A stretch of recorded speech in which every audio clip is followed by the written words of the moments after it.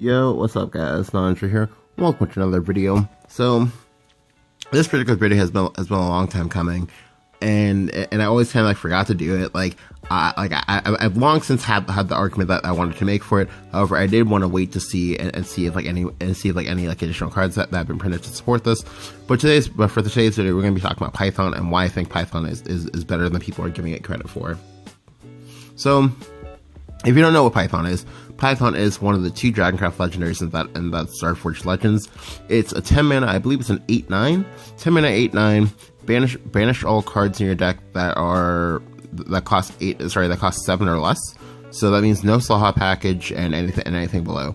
But there are a lot of cards they can play in this style of deck. Now, the first and probably most arguable, and probably most easy to connect comparison is to connect this to that Prince of Darkness, aka Satan, or to compare it to that of Dark Alice. Now, these three cards, they all do similar things, but how they do them is in my opinion, like, completely different. Now, for Satan, you don't get a choice. Like, you physically get given exactly the 4 Apocalypse cards. You get the Silent Rider, you get the Servant of Darkness, you get the Dissemination, and then you get the Astaroth's Reckoning. Now, while this is kind of cool and is seeing play, the thing that I don't like about that is that, like, all of those cards are, in my opinion, like, kind of greedy. Like, like, for example, the Servant of Darkness is a 5 mana do nothing. Like, it's a 5 mana 13/13. That's all well and good, but it's still like a 5 mana do nothing. The Silent Rider, like, is obviously a very, very good card, but, like, it requires you to be in a certain maybe, like, style of game state in order to just, be able to slam that down. Now, obviously, like, Rider Erd is still a very, very potent combo, just because that is 16 to 18 damage, and that is very, very powerful. And then you get the Dissemination that just, like, is the biggest healing card in the game. Oh, sorry, the biggest flat healing card in the game. And then, of course, lastly, the Astaroth's Reckoning, or just, if you can afford to do it, just, like, set your opponent to 1 and then just, like, kill them next turn with, like, say, a Dis. Anyway, so that's like one application for this type of deck. The other application is that of Dark Alice, where for Dark Alice, similar to that of Python, you get to pick your deck. However, where that falters is that, like, as Dark Alice, like, you're not a ramp deck. Like, you can't afford to just, like, put in, like, a ton of, like, big, well, I mean, you could, but you can't, but you don't want to, like, really put in, like, a ton of, like, big followers for, like, no reason or whatever.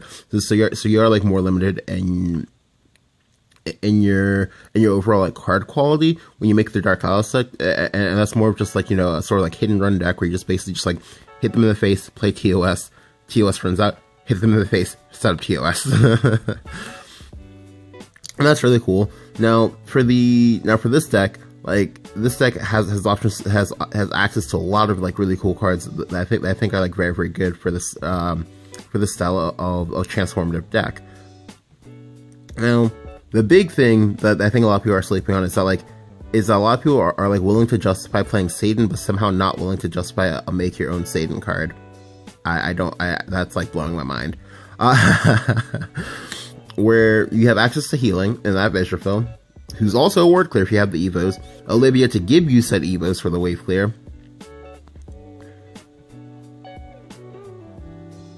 Prince of Darkness if you decide that you somehow are, like, running out of cards, Polly for your inevitability versus certain matchups, the 3 Bahamut's obviously because it's Bahamut, it's a pretty cool card, the Zeus, Genesis Dragon, maybe say Queen of the Dread Sea, possibly, and then and although it's not on this list, there's also that of Cetus, and of course Worm, God of the Skies. So for me, I really like the Python deck.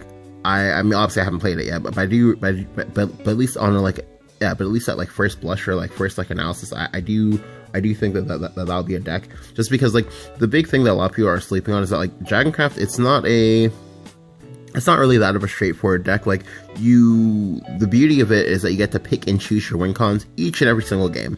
Like, you can win with Bahamut, or you can win with Storm Damage, or you can win with or you can win by decking out your opponent, or you can win with aura spam. There are a lot of different ways that they can win with Dragoncraft, and that's why I think that like being able to further pick and choose how you want to win is very, very good. Like, just because, like I said, you're not really losing anything from that of the Satan deck. Like again, you have the literally the only card they can't directly replicate is that of Astaroth's Reckoning, and that's perfectly fine because Astaroth's Reckoning is honestly is arguably the hardest card in the Satan deck to play in the first place. Like, so Bahamut will basically like replicate your Serpent of Darkness, your Genesis Dragons replicates Silent Rider, sort of, not quite though. Just because like Silent Rider is only 6 mana, so if you somehow have like cards in hand before you like transition to Satan deck, you can go ahead and play them with the Silent Rider as well. That's sometimes important. Like, for example, Rider Erd.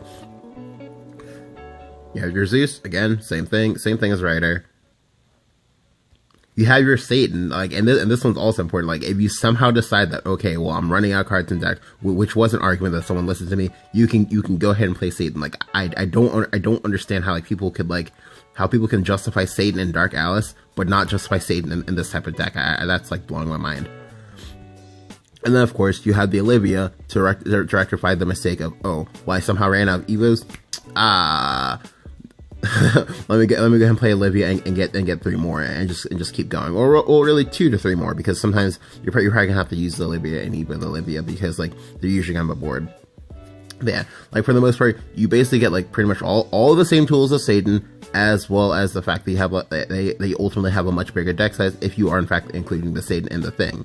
So just being able to like pick and choose like what type of deck you want remaining, like that's actually very important, because like another argument that some people have given to me is that like, okay, well, when you do that, you're not gonna have Fervors anymore, you're not gonna have Scythers, you're not gonna have like this, that, and the third. That's perfectly fine, because like for the most part with Dragoncraft, like all of those cards that are all listed, like those are all cards that you're playing Sabi, you can just, you know, stall out the board and like eventually try to win. But like stuff like Olivia lets you stall out boards, or Robbers lets you stall out boards. Like a Robbers answers Bahamuts. That's actually very, very relevant.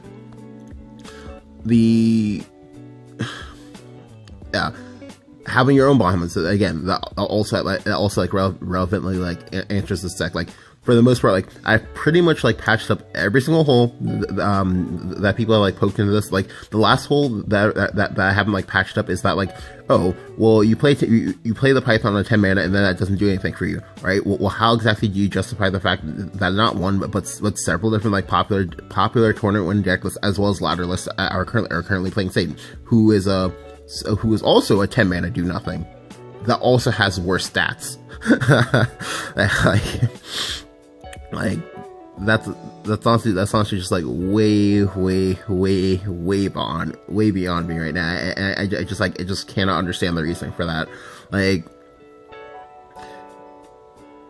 again, now obviously you're not gonna play all of these big cards all at the same time. Like you will have to pick and choose, just because Dragoncraft only runs about like, let's see, well, my list usually around like 7 to 9, but the usual number that people will play is up to 13, 8 to 10 drops. So if you include at least the one Python that you need to play, it may be depending on how like hard stuck you are on being able to just like transition to Python deck every single game. You're gonna be playing 2 Python, 3 Bahamut. So that's 5. You're gonna be playing either Zeus or Genesis Dragon, probably 2 of those. So that's 7. You're gonna play 2 Israfel. That's 9. 1 Olivia. That's 10. And maybe say 1 Ouroboros for 11. Now, set 11 cards. You're basically right back. You're basically right back to where you were. For how many cards you would ordinarily run in Dragon. And now, obviously, I don't know if Python deck is gonna be like a 2 of thing. So you might even be able to drop that number down to just 10. Now, okay, so you get those Python cards or whatever, and then on top of that, obviously you're gonna draw some of your 10 drops. So your Satan deck is gonna be a little bit smaller than 10 cards, but again, this is why you have the Satan. Like, Like, you have the Satan, you play the Satan, there you go. Like, you get more cards, and you can just keep on tracking. Now, I don't know exactly like how long it is that's going to take for you to for you to win these games again, because you are like basically playing like a big ticket dude. A big ticket dude each and every turn for the next, like, I don't know, 6 or 7 turns. And that's also the other thing about Python deck, is that like you get to play. There's a certain feeling you get when you know that every single card you draw is going to be a gas card. A gas card is basically that, like, a card that actually like does something for you. Like, it's not like a stall card, like say for example a Breath of Salamander or like a Conflag, in which all that does is just like give initiative back to your opponent. No, like these are actually cards that are actually like impactful, or actually like going to like be like proactively pushing your agenda, like, and helping you like win. Like, that's a very, very big feeling, or sorry, that's a very, very important feeling, and a very, very important factor in whether or not you will or will not play Python. Again, I'll definitely be playing with this deck. Maybe not first day of ladder. Well, it depends. Like, if I don't wake up on time in order to start the grinding for Grandmaster again at the start of the expansion, then like I'll definitely get and play it for the first week, probably even longer, just because like this is a deck that will definitely like to play, just because like I've played similar games, and similar effects like these are very, very potent, just because, again, like, guaranteeing they have overall higher card quality than their opponent at each and every point, past a certain point in the game is very, very powerful. Like, and that's one of the core things about Dragon. Like, I play 10 drops, my opponents don't. Like, if I make it to play my 10 drops, I start playing my 10 drops over and over again, how do you win? Like how exactly do you win? Like, if you know that the eyes of Dragon players are going to be playing gas card each and every turn, and on top of that, like, I get to keep like all of the possible attacks I want, because for example, Odin is an 8-drop, so if you absolutely feel like you want Odin for, like, say Nep or whatever, you have that.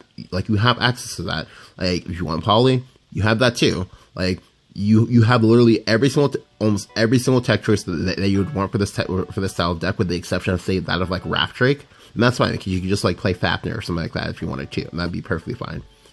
Like, again, like, I don't know, like, it's just one of those things that just like blows my mind that the community can be like so like close-minded about. I don't know, like, I guess it's like one of those, like, you have to like see it in practice in order to understand it, and I have like seen it in practice, but like obviously like not for this game itself, but for Eternal. If you played Eternal, or if you haven't, go ahead and look up the card Knucklebones. Like, basically you play Knucklebones, and basically like it's 7, so it's a 7 mana. Alright, so using Shadowverse terms, it's a 7 mana amulet. You basically transform your deck into that of a Knucklebones deck. Like, now granted, the cards for the Knucklebones deck are decided randomly. However, each and every turn while Knucklebones is active, you get to draw 2 cards per turn. Like, and it doesn't matter what the 2 cards are. What matters is that you're gonna like bury your opponent in card advantage. Like, just because like a lot of those cards that they're gonna get off the Knucklebones, they're gonna be impactful. Now, obviously, I am comparing 2 different games, but one thing that I make sure to say so often, because it is true, is that like there are a lot of different things that they can take away from each of the card games you play, and that's very, very important. Alright, so I know this is kind of ranty, but yeah, like, that's basically my stance on Knucklebones. Now, you can agree with me, you can disagree with me, that's perfectly fine. Like, this is where the beauty of being a sort of like, I guess, like, discussion style, forum style, like, YouTube channel, like, helps out. Like, if you find me on Discord and you want to argue about this with me, perfectly fine. I do not mind. I will go ahead and like and entertain it, and just like, restate my position or anything like that, and like answer any questions you might have, or like, things like that. Just because like I always want to hear from my viewers, like, be it like good criticism, bad criticism, whatever, it's fine. If you enjoyed the video, go and leave a like, go and hit the subscribe button if you haven't. Thank you guys for watching. I'll catch you guys next time. See ya.